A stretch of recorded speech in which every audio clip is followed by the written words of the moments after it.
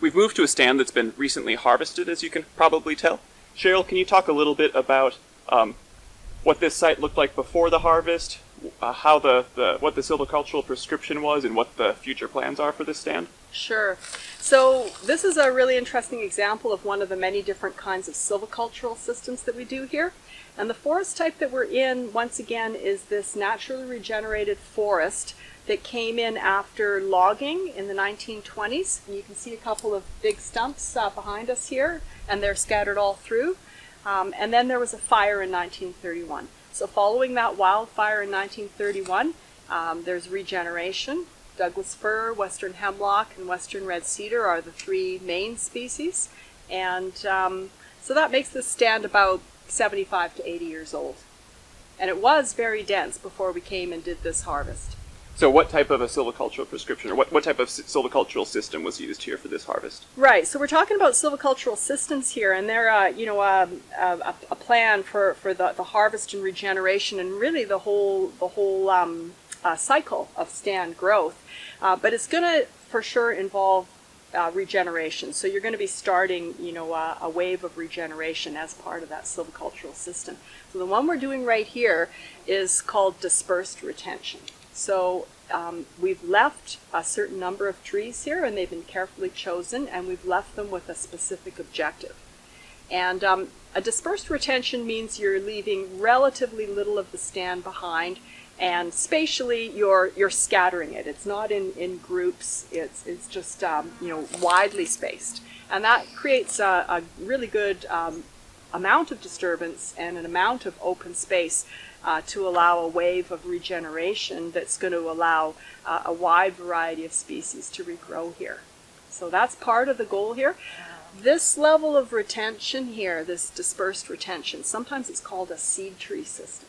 So sometimes you can do something that looks very much like this, and if the goal is for the trees that you leave behind to provide the seed for natural regeneration of the stand, that would be seed tree. In this case, that was not our goal. We're not looking to do that. We left these trees behind for other reasons, but there's always a reason. There's a reason why you chose to leave a certain number of trees behind. So it could be for research, as in this case, but we also apply this system quite widely for biodiversity objectives. So we're looking for long-term habitat and to have more variety in the stand structure in the future. So the trees that we've left behind will stay here, and they'll just continue to grow and be a part of the stand for the whole next rotation. So the trees that are remaining right now, you do not plan to come in and harvest at some point after the regeneration is established. You plan to let them go to the end of the next rotation. The next rotation, okay. That's right. And so in this case, the goal is that by that time, they will become very large in size. And so they'll be coming closer to the size that we see when trees are starting to approach that old growth stage.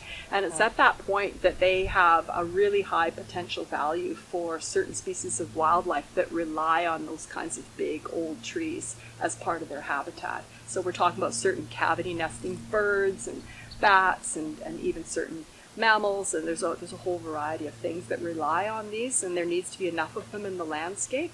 So it's a biodiversity objective. There's below ground ecology reasons as well for leaving them behind. So it just really contributes to the potential ecological diversity and the potential health and resilience of the future stand. Mm-hmm. When you were planning the harvest, about what proportion of the basal area was your target for the leaf trees, for the trees to remain? Right. So this one was done for research. So we didn't have a specific basal area target here because it was more focused on the natural distribution of the Douglas fir, which is what the goal was here. But typically it's below 20%, and in this case it's only about 10% of the basal areas left here. Okay. And normally if you were doing a harvest like this, not for research, but just for your normal forest management objectives, would you, in the trees that remain, you said that we had a lot of Douglas fir, western hemlock, and western red cedar.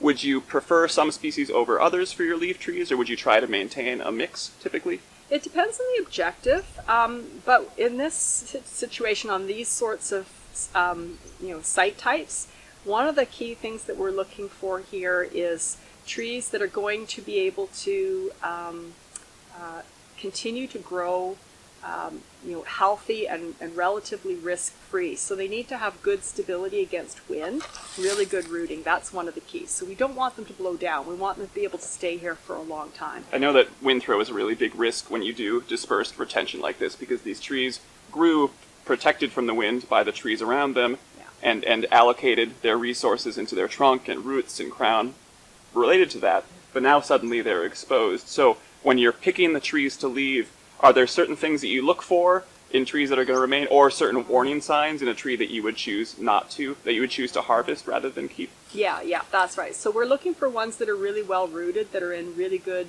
deeper pockets of soil. We're typically looking for Douglas fir in this situation, but the answer to it will really depend on what your objectives are and the forest type you're in. But here, the Douglas fir also are often dominant trees. So we're looking for ones that have had their crown up above the other trees for a long time. So they've had some exposure in the past. Exactly, they've had exposure. And they also have a greater diameter because they've had that dominant position in the canopy. They've had the advantage of more growing space, more light, more resources. They're just bigger than the other trees. So they even have more root system, and they actually have a greater diameter too. So their height diameter ratio is a lot more. It's actually a lower ratio, so that really helps a lot. Okay.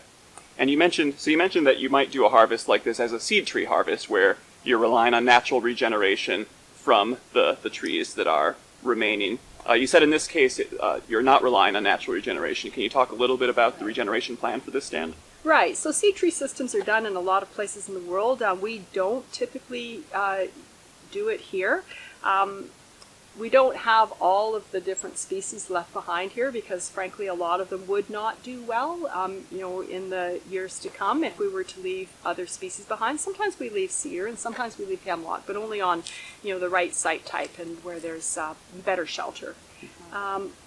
But what we're doing here is we're planting here so that we can have a prescription that has a variety of species, and we're doing that because of a number of goals. There's not just biodiversity, but resilience against future risks like climate change and just forest health issues that are difficult to predict.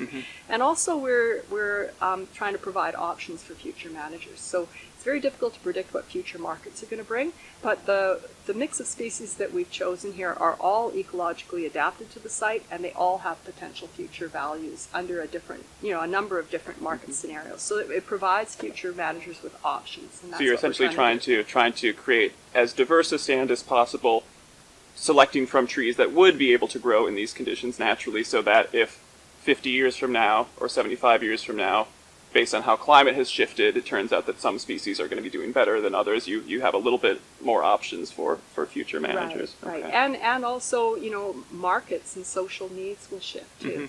And those are difficult to predict, but we have a number of options for the future if we have more species here. So what species have you planted here? So here we've planted Douglas fir, western red cedar, smaller proportion of western white pine, and Sitka spruce. Okay, and this is very open, so I presume this, or the silvicultural regime silvicultural system is well suited to shade-intolerant species, or at least species that require or can handle lots of light. So do all of those species fall into Yeah, into absolutely. that category? They're all going to thrive here. There's enough opening and there's enough light and resources freed up that even the most intolerant species, the ones that demand the most disturbance and the most sunshine, like a Douglas fir, are going to thrive here. They'll do fine. And one of the things I should mention here is it's also part of our goal to have western hemlock here, but it'll regenerate itself naturally.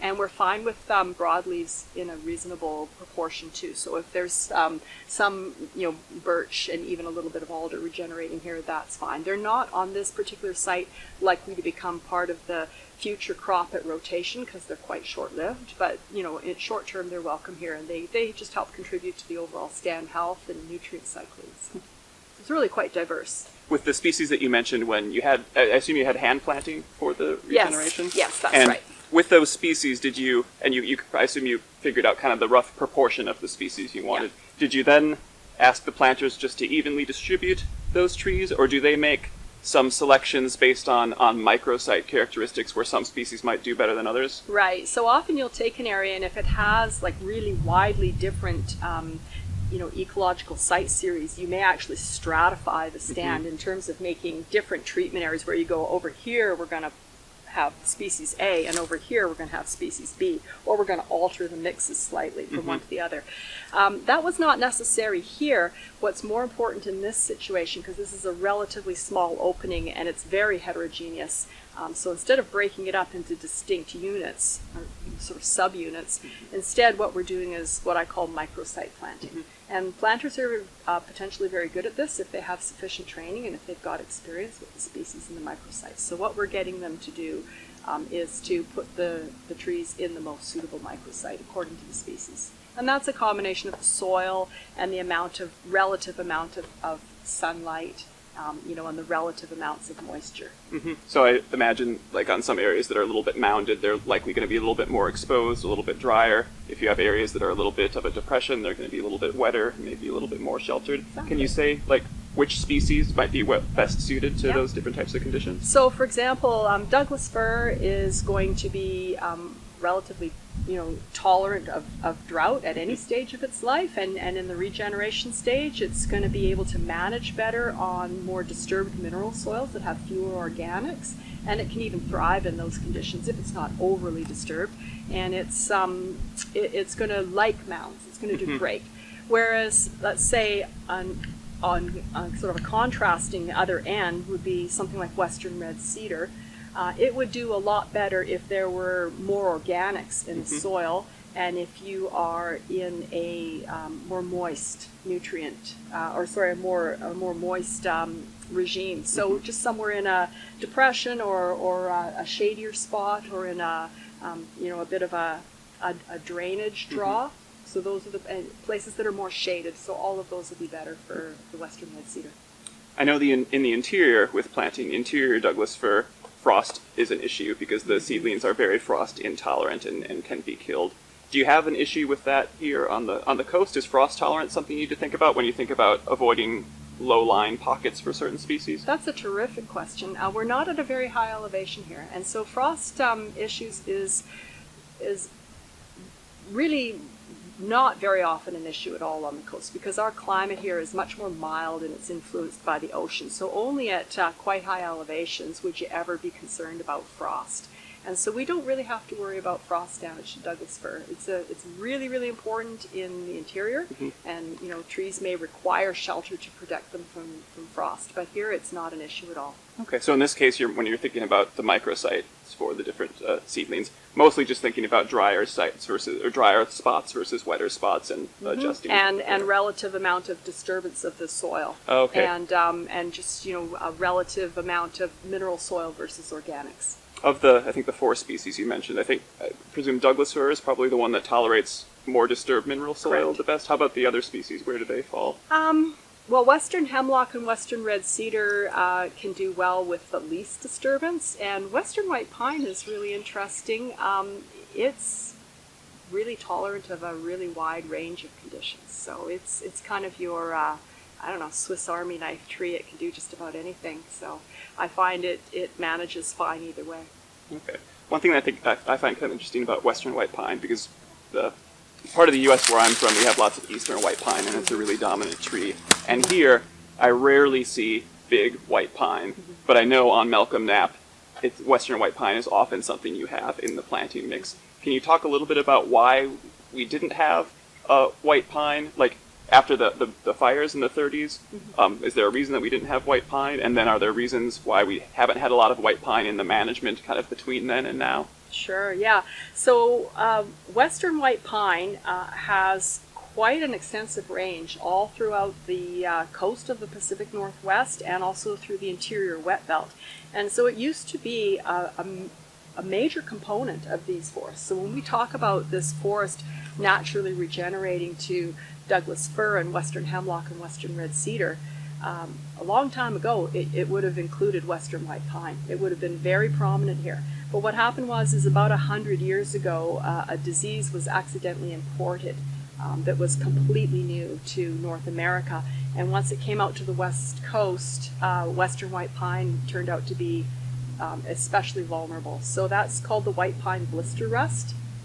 Its scientific name is Cronartium ribicolum, and it virtually wiped out white pine all throughout its range. There's a little bit here and there that survived it over the years, but there's been just a huge gap now where white pine's being essentially eliminated from the forest. Would it kill mature trees, or was it regeneration, or everything? Kills trees of all ages. It can get into mature and older trees too. The younger trees, when they are just reaching the free growing and pole stage, are particularly vulnerable, and a lot of them will die at that age because the blister rust gets into the green growing shoots of the branches, grows into the branches, and then if it can girdle the tree around the bole, the stem, then that's when the tree's going to die.